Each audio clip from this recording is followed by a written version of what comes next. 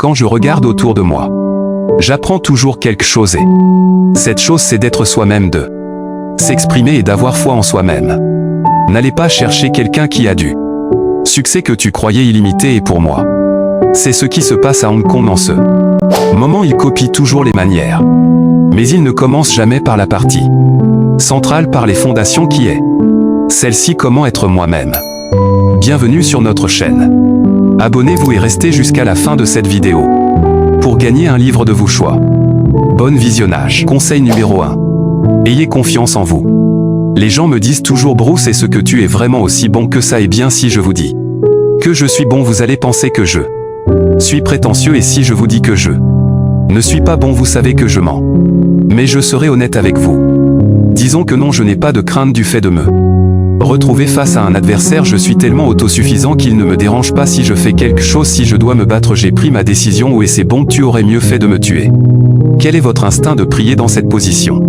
Vos bras sont inutiles. Oui, vous pouvez me pousser ou me mettre des coups de pied. Non, donc si vous voulez survivre, que faut-il faire? Je ne sais pas, mort de morder. Oui, ne sommes-nous pas des animaux? Ça va. Je peux pas vraiment dire que il a suivi le fait de mordre est efficace au corps à corps, mais ne prévoit pas de mordre. C'est comme ça qu'on perd les dents. Il faut se souvenir de tant de choses. Si tu essaies de te souvenir, tu vas perdre vite ton esprit. Conseil numéro 2. Soyez comme l'eau. Maintenant, mets de l'eau dans une tasse, elle devient la tasse. Mets-la dans une théière, elle devient la théière. Mets de l'eau dans un récipient, elle prendra la forme du récipient. L'eau n'a pas de forme, c'est pourquoi elle reste mystérieuse et toujours important. Maintenant, l'eau peut couler ou même percuter. Sois comme l'eau, mon ami, sans forme. Si vous voulez réussir dans la vie, n'ayez pas de forme ni même une étiquette. Adaptez-vous à toutes les circonstances dans la vie. Ça vous aidera à surmonter tous les obstacles sur votre chemin. Conseil numéro 3. S'exprimer véritablement. Tout type de savoir vient de l'enseignement. Que l'on se faire, donc ils viennent vers moi. Ils ne me demandent pas de leur apprendre à se défendre ou comment faire telle ou telle chose, mais plutôt de leur apprendre à exprimer leurs émotions par des mouvements, que ce soit la colère, la détermination ou autre chose. Donc ce que j'ai dit, c'est qu'ils me payent pour leur montrer comment exprimer. Art du corps humain sous la forme de combat, c'est un peu comme le fait de jouer un rôle, en fait, n'est-ce pas? Eh bien, ce serait un outil utile pour un acteur. Ça peut paraître trop philosophique, mais c'est comme jouer en ne jouant pas, ne pas jouer en jouant. Vous m'avez perdu là. Je sais. Ce que j'ai dit, c'est que c'est une combinaison des deux. En fait, ici, de ce côté, vous avez l'instinct naturel et de l'autre côté, vous avez le contrôle. Il faut combiner les deux pour trouver l'harmonie. Si vous en avez un à l'extrême, vous ne serez pas cérébral, et si vous avez l'autre à l'extrême, vous deviendrez un homme mécanique. Vous ne serez plus un être humain. C'est donc l'alliance des deux qui est un succès. Ce n'est donc pas du naturel à l'état pur ou l'absence pure de naturel. L'idéal est le naturel pas naturel ou l'absence d'eau naturelle. Naturel. C'est le xin et le yang. Oui, exactement ça. Fatalement, les arts martiaux peuvent se traduire par une chose, s'exprimer véritablement. C'est une chose très difficile à faire. C'est facile pour moi de faire un spectacle, d'être insolent et de me sentir envahi par une sensation prétentieuse et de me sentir cool.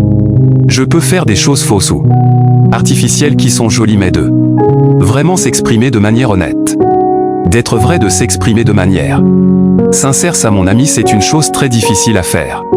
Il faut s'entraîner, il faut garder ses réflexes pour y avoir accès. Quand on veut, quand tu veux bouger, tu bouges. Et quand tu bouges, c'est parce que tu es déterminé à bouger. Si je veux mettre un coup de poing, je le ferai de manière intentionnelle, et c'est pour ça qu'il faut s'entraîner pour que le coup pont et moi ne faisons plus qu'un, ne pas être hésitant et avoir peur de me pencher un petit peu, bloquer l'angle de caméra. Il faut mettre ses hanches dedans, lâcher et canaliser toute son énergie là-dedans, et transformer son pont en une arme. Conseil numéro 4. Videz votre esprit. Il faut se souvenir de tant de choses. Si tu essaies de te souvenir, tu vas perdre vite. Ton esprit n'est pas de forme comme l'eau. Maintenant, mets de l'eau dans une tasse, elle devient la tasse. Mets-la dans une théière, elle devient la théière. L'eau peut couler, se faufiler ou même percuter. Sois comme l'eau, mon ami. Tu dois t'accepter la défaite et aussi même apprendre à mourir, c'est apprendre à se libérer son esprit aussi. Donc demain, il faudra que tu libères ton esprit ambitieux pour vider votre esprit. Conseil numéro 5. Utilisez l'auto-persuasion. Je serai honnête avec vous disant que non, je n'ai pas de crainte du fait de me retrouver face à un adversaire. Je suis tellement autosuffisant qu'il ne me dérange pas, je dois avoir confiance en moi et reconnaître mes qualités, sinon personne d'autre ne le fera à ma place. Tout en gardant l'humilité et la modestie bien sûr. Mais si je veux faire quelque chose ou si je dois me battre, j'ai pris ma décision, c'est fini. Tu aurais mieux fait de me tuer avant. Parce que je me recoule jamais face à un adversaire. Non, non, pas de recul, pas de crainte, ok. Conseil numéro 6. Ayez foi en soi. Quand je regarde autour de moi, j'apprends toujours quelque chose et cette chose, c'est d'être soi-même. De s'exprimer et d'avoir foi en soi-même. N'allez pas chercher quelqu'un qui a du succès que tu croyais illimité, et pour moi, c'est ce qui se passe à Hong Kong en ce moment. Il copie toujours les manières. Mais il ne commence jamais par la partie centrale, par les fondations qui est celle-ci, comment être moi-même. Donc ayez confiance en vous. Et ayez foi en soi est primordial. Sinon personne d'autre ne le fera. Conseil numéro 7. Utilisez son intelligence émotionnelle. Frappe-moi, frappe-moi. C'était quoi ça, une démonstration? On a besoin de contenu émotionnel. Maintenant ressayez encore. J'ai dit du contenu émotionnel, pas de la colère. Maintenant réessaie avec moi. Voilà, c'était comment ça, laissez-moi réfléchir, ne réfléchis pas, recensez. Lee a étudié la philosophie, la psychologie ainsi que de nombreux autres sujets à l'université de Washington. À partir de 1961, la philosophie n'était pas un intérêt éphémère mais une véritable passion qui lui était aussi importante que ses arts martiaux. C'est intéressant de mettre la philosophie de Bruce Lee en contexte en considérant ses influences. Bruce Lee était chinois et vivait aux États-Unis, ce qui lui instantanément donnait une dualité intéressante, comme nous allons voir. Beaucoup de ces idées viennent de l'étude des arts martiaux et en particulier le Wing Chun. N'oublions pas également que Bruce Lee était en vie dans les années 60, période pendant laquelle la philosophie de Lee était en vogue. Il n'est donc pas surprenant que Bruce Lee avait beaucoup d'idées, de notes sur des sujets très éclectiques comme tout bon esprit universel. Bruce Lee avait une grosse quantité de notes et faisait état de son régime, de ses entraînements et de ses idées philosophiques. Il se baladait toujours avec un carnet pour prendre des notes. Sa prédilection à prendre des notes est sûrement la première chose que nous pouvons apprendre de lui. C'est de ses ouvrages et de ses carnets que l'on connaît la majorité de ses idées vient dans ses carnets. Conseil numéro 9. Trouvez l'équilibre. Ça peut paraître trop philosophique mais c'est comme jouer en ne jouant pas. Ne pas jouer en jouant. Vous m'avez perdu là, ce que j'ai dit. C'est que c'est une combinaison des deux. En fait, ici de ce côté vous avez l'instinct naturel et de l'autre côté vous avez le contrôle. Et il faut combiner les deux pour trouver l'harmonie. Si vous en avez un à l'extrême, vous ne serez pas cérébral, et si vous avez l'autre à l'extrême, vous deviendrez un homme mécanique. Vous ne serez plus un être humain.